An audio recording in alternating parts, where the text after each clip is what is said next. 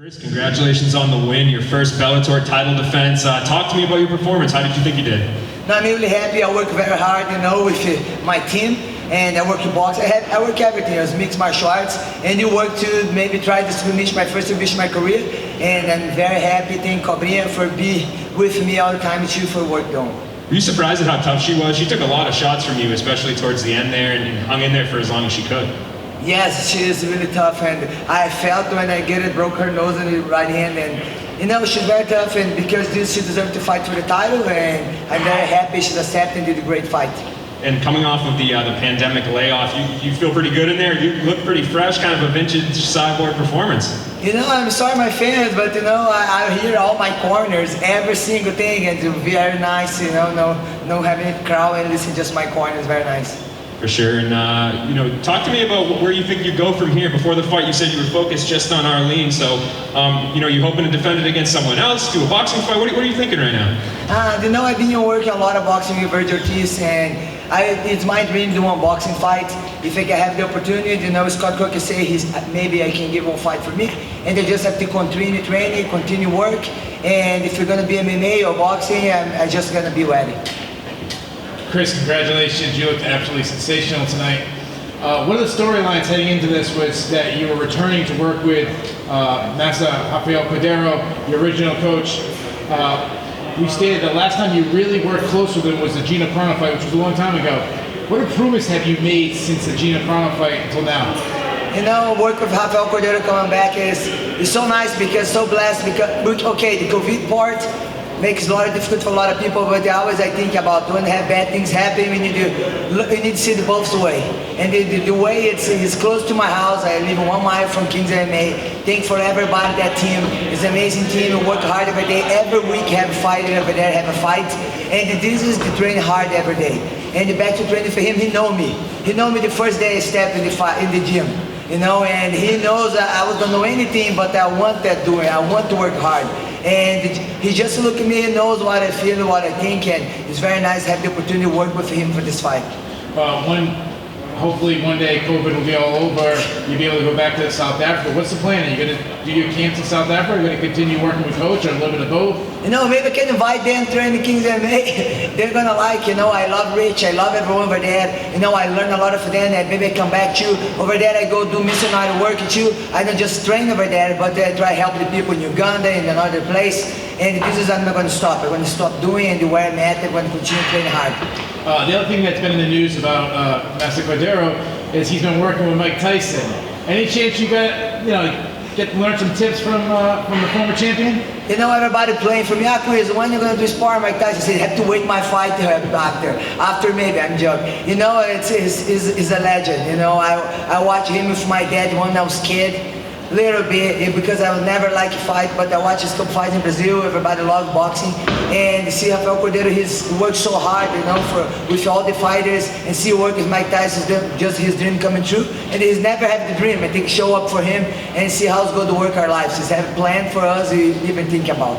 My last question, and you refuse to name your next opponent. You never have. If anybody has ever deserved to name the next opponent, it's probably you. That said, one opponent you're always going to be linked to is probably Amanda Nunes. Scott Coker has gone on record many times saying he believes you're the greatest female fighter of all time. A lot of people agree with him, but there's also that camp who says Amanda Nunes is the greatest fighter of all time. Do you care who's the greatest? And if you do, who do you think is the greatest? You never hear I'm saying anything about that, but if the people say I'm the greatest, I hear them, but I continue to work hard every day. And if the opportunity to have a fight again, she knows she don't run away about the rematch, and I'm continue to work hard, and if God gives me the fight again, I'm going to be ready. It's going to be a different story. Congratulations. Thank you. Cyborg, you just seem like you're having so much fun. Can you walk us through what it was like fighting for a title with no fans? It's very everything different. It's a lot of things that let the protocol have to change, and the people be different in the room. But this is one thing is nice. You get a fox or a fight. I always stay locked out in my room anyways in the week of the fight. It's a lot of things don't change for me, but it's sad a little bit because fans love watching MMA. But for sure they watch everybody at the house and with his family and enjoy the time. It's happy to come back. you know, coming back better than nothing. It's very nice to have the opportunity to fight this time. Yeah, for sure. You were throwing 10-piece combos without breaking a sweat almost. When can we maybe see you coming back into the cage? You know, I'm ready. I continue training. If Scott Coker is going to be putting me as soon as possible, I'm here. I'm here to fight. I have to rush. Donna? Hi Chris, how's it going? Congratulations on a great performance. You weren't too keen on talking about her pre-fight, but maybe this time it's a little easier for you. This fight with Katie Taylor, the talk doesn't seem to go away. Do you think that fight is a possibility? You know, I'm going to continue to work hard. You know, it's my dream to one boxing fight, and I'm going to leave it to my manager and Scott Coker to decide who's going to be fight next, and if they're going to fight boxing or MMA. That's it. Do you think that fight could be for women's sport, for women's combat sports, maybe what Mayweather and McGregor was for men's combat sports? I think it's going to be great. I think it's going to be a great fight. Maybe I can do boxing and she can do one MMA fight with me. It's going to be nice. That'd be crazy. Thank you. Thank you. Jay Anderson? Thanks very much, and Cyborg, congratulations on the win tonight. Just a couple quick ones. First of all this talk about a boxing match, would you want to wait until fans can come back to do the boxing match, because it might be your only chance? You know, I have just to continue training, and for sure it's to have fans. It's better for them. You know, I love all my fans. It's nice when fighting with them too. And let's see, I'm just going to work hard in the way, you know, see who's going to be the next. And you dedicated the fight tonight to Rhea, who passed away recently, and I'm wondering if you could just talk about her just a little. You know, the Ryans is one kid, 5 years old. I met him in South Africa. He's really fighting against cancer, and he's passed away soon after Julia Budd fight, and I promised him I was going to give the title for him. And I did dedicate this fight for him. And it's not just for him, but everyone at the house, everywhere, fighting for their lives every day. You know, I'm fighting 3 times a year, you know, but then fight every day for their lives. And Ryan he's touched my heart so much, because even though he's passing so much tough time every day, he's always smile. He's always try to open the door for someone. He always make it for you, smile.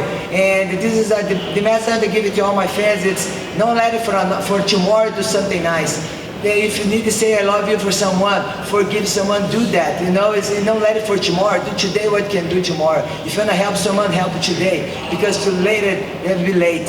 That's it, guys. Sean? Cyborg, congratulations on the win. I want to ask you, talk about what a difference a year makes. Obviously, the pandemic has affected us all this year, but for you personally, your career, how much happier are you to be with Bellator MMA? It seems like there's a division around you. There's a lot of interest in you being on CBS Sports Network, and there's a plethora of different fighters that they have to offer you, something that wasn't available to you in UFC. You know, I just very happy to Scott Coker give me the opportunity to fight on CBS Sport Network the first time, and I'm very honored and work really hard. Even though if the pandemic time, hard time, but you always train hard in the gym, and everybody try to be safe for be help our partners, and you know, just happy, thankful for being here. Last question, Luis? You are a former Invicta champion, a former Strikeforce champion, a former UFC champion, now Bellator champion. You fought against Jorina Bars. We know you want a box match, but do you feel the legend of Cris Cyborg needs something else? Something else? You know, you always have need something else. You know, I always have to improve your game, improve learning, and the way to, you know, for be change every fight and to be better every fight. Thanks, Chris. Congratulations. Thank you.